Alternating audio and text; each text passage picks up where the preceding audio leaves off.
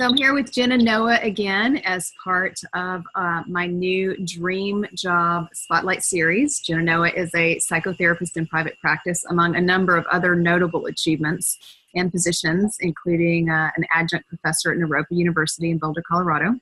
She's also working at her Ph.D., but we'll talk more about that later. But Jenna, one of the questions I want to tee up this longer conversation is, I reference in my new memoir that's coming out in May, Dream Job, a character called Snickety, which really, I think in your work, you refer to her as the inner critic. And that's kind of the little, on your shoulder or in your ear, little voice that we often, for many women I know, hear on a regular basis, like, do this, do that. You're not walking out with that color lipstick on, are you? And put on some earrings. And did you really say that? And these are things that often come in my mind. But I know in your practice and in your work, you're familiar with the inner critic. Is the inner critic, or I'm going to call it Snickety, since that's what I call it in Dream Job, is Snickety something that men hear as well? I work with a lot of people, all genders, and most people, I will say across the board, do describe having an inner critic. Many. And if not, I would say maybe 85% that come into the office discuss having these types of thoughts. 85%. Wow. Okay, that's huge. So obviously I need to trademark Snickety really quick then. Give us maybe one piece of advice that anybody seeing this little video can take as a granule of your wisdom, the patients you've seen over the years that you see every day that are challenged by the inner critic.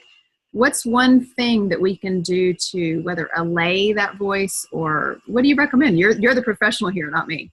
So what I'll say to you, JuliAnne, and to anyone out there who's listening is that, like so many challenging emotional experiences, there's this phrase that often gets used, is that whatever we resist persists. So whatever we're really trying hard to avoid will be like the monster in the closet and come out louder. So if you're actively trying to push away that voice kind of aggressively, it's likely to actually get louder. So that's the first thing. And often these things, even though they're challenging and kind of awful, like some of the ways that we can, I think, speak to ourselves, there is often a wisdom quality to them. And so there's a few things I could recommend.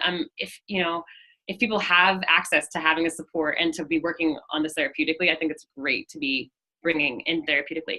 Other things you can do is to journal to your critic, to write a little note, like, what is going on? What do you need? What do you want? What are you here to tell me?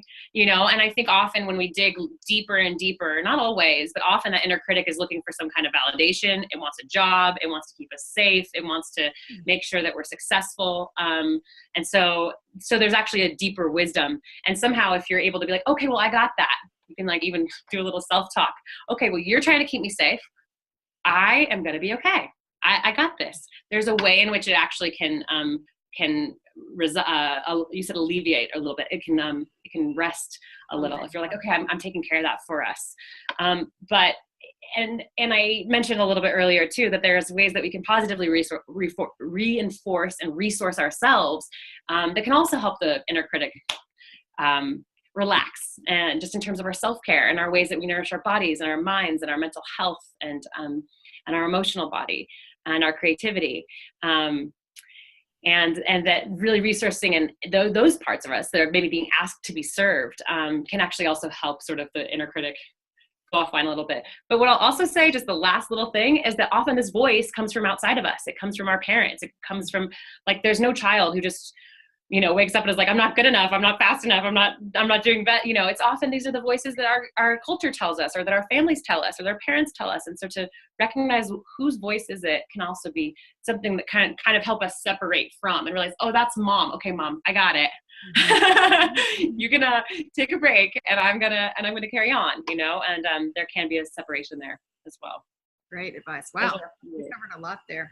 So for those of you that are interested in Jenna's private practice as a psychotherapist in Colorado, we can certainly give you that contact information at the end. If you're struggling with your own Snickety, as I did for many years, certainly a lot of great advice there. Thank you, Jenna. So for more, we're going to be doing the full written interview on JuliAnneMurphy.com. That's going to be available at the link below, or coming soon. And I look forward to seeing you there and hearing all the wisdom that Jenna has to share with us in her many dream jobs. So look forward to seeing you then. Thank you again, Jenna. Thank you.